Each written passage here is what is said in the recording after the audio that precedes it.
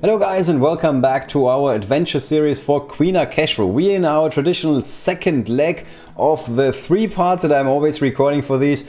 One video, common and uncommon encounters, second video, rare encounters, and then the third video deals with the epic and legendary encounters. Let's delve right in. Encounter number 1 out of the rare encounters is somewhat easy if you happen to have the right squad. The bonus conditions are lightning victory as almost always, and then you need to deploy night vision heroes, which of course means Caven Realm heroes. So if you have been around for a little while, if you participated in the last couple of festivals, this is hardly a challenge. It's basically set in stone what you need to play unless you also opened Nimrul, but I think this is the team to go here. You start with Aceshru as always, spread some darkness on the board. Yes, you're not taking anybody down, but it's not a big deal because now Umanu comes in. Umanu spreads the darkness, gives everybody hammer time, nobody's gonna move, and then you can even, for once in our lives, attack one of the gunners. And pro tip, move into this spot. Don't move into this spot. That was just the AI basically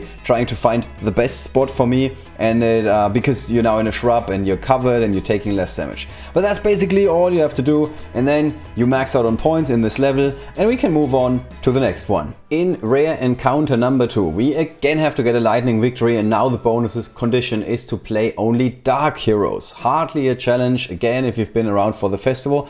The most challenging thing on this map, in my personal opinion, is the positioning of your units. I had to think a little bit about this one, and I thought that it makes a lot more sense to move Aceshru in the back, because you want to have Umanu in the front, so Umanu can actually use her effect to give all of the skeletons and all of the summons some hammer time, which means they're going to take a break. The other thing that you need to keep in mind, as always, there's a Katsume on the board, so be very careful and make sure that Katsume cannot connect with any of your units.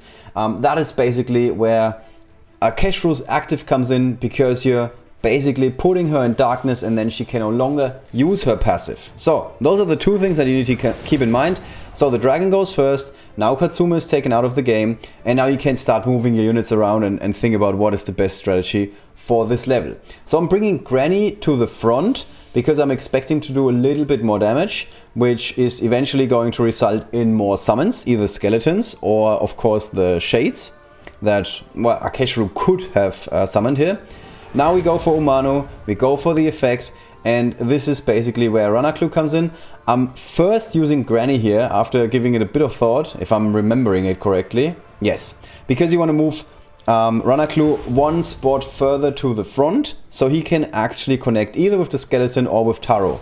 I'm picking the skeleton because Taro is a unit that you can basically ignore. Taro is always going to do the taunt on his very first turn, and that doesn't do any damage, that doesn't affect the field, and that means that your units can basically go ham and just wipe the board basically. And that's how you win this level and get max points for it. Rare encounter number 3 again requires us to play some mages, or at least the first time for the rare stages. This was my favorite level so far because it gave me like something to think about. I was like, where do I play my units? So Dorga is an all-star in this level, as she is in many levels where you can play her. And now you have to get lucky, at least to a certain degree, because the only way for my Tim to take out Akio was with a crit attack. So I had to give this a couple of attempts, but then eventually you're going in with the crit attack, and now you're taking out Akio. That's important because otherwise Akio's special, the kill command, is going to give you some troubles. You want to use Aceshru on the left side, not on the right side, because it's really hard to fulfill the bonus victory condition with the lightning victory, and for that you have to move in, you have to be very fast and advance forward with your units.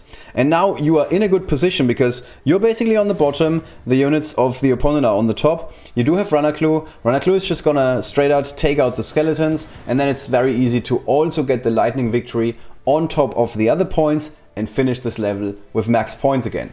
Rare encounter number 4 is another one of those where I had to give like a couple of attempts until I did this. This is another one that feels like a puzzle to me, and like I said, I like those a lot. So you want to have a couple of ranged units. The only one that is really required here, in my personal opinion, is Gix. You want to start with Aceshru and target this skeleton right here, because then the dragon is going to fly in the top left direction, which means that Katsume is taken out of the game. Now Gix is basically taking down your own shade that you created with Aceshru, where Katsumi used to be, because you need to move in very, very hard. Again, we are going for the bonus conditions. We want to have the lightning victory. So now the question was, do we use the active of Tim Tim, and is it going to do something? It's a yes and a no at the same time. We're kind of doing something, taking out one guy. I was hoping for a bit more oomph and taking out a few more units, but now we're in a really, really good position. So we again need to move forward. Like no holds barred, we need to move forward here to get the bonus condition in. We still have the active of Bullmon, so there's one skeleton is basically already taken out, and if we're getting super lucky with a crit hit, we're taking out another one. And now we need to think, here you don't want to go for Aceshru right away. You want to try and get your units in position, move forward, advance, advance, advance, and then eventually you're doing so much damage, you're putting so much force into this that you're very easily carrying the level and getting those 500 points again. So far, so good. The fifth and final rare encounter requires us to play only Dark Heroes. That tends to be one of the easier ones, at least if you have a couple of Dark units, as I said a couple of times before. I am lacking Nimrul, so it sounds like I'm at a disadvantage, but the 3 core units out of the Dark units are obviously the core squad of the Caven Realm, which happens to be Umanu, Queen Aceshru and Ranaklu. And we've seen that a couple of times now. Other units that can really combine well with them is Granny, at least if there are some units on the field that are alive, so you can turn them into skeletons. And then of course, if you're playing summons of any kind, if you happen to have him, Accio is an absolute boss. He is the absolute monster in this level. So here I thought about moving all the way forward with Queen Aceshru and using a shade on Taro, but if the shade doesn't spawn in the right spot, there is a chance that Taro moves forward.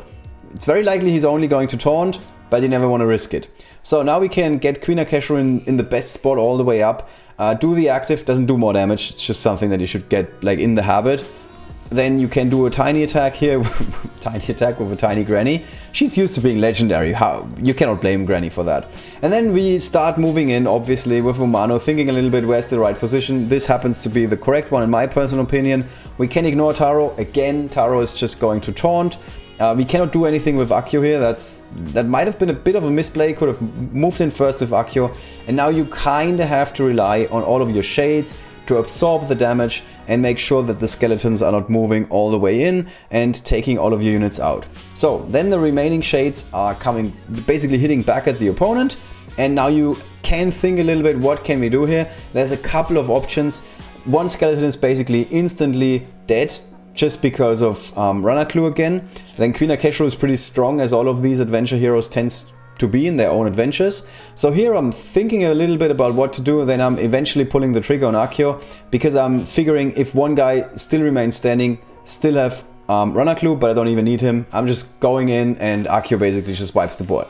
If you don't happen to have Accio, there's other ways you can do this. It didn't seem like Accio was really necessary because we had 2 more turns. And that is basically it for the rare encounters of Queen Aceshru's festival. Hope you guys enjoyed this video. I'm keeping them short and sweet. Hope you can appreciate that. And in the third video that we're going to do, we're of course looking at the epic encounters as well as the legendary encounter. There's a very good chance that I can no longer max out on points, which happens to be the case for common, uncommon and rare this time around, so I'm quite happy with that. So let's see how those are going. See you guys very soon in the next video. Don't forget to like and subscribe, and of course enter my code. You're getting 100 free gems. That's the best deal in the game actually, and I'm also getting something. I just want to be straight with you guys. Alright, see you in the next video.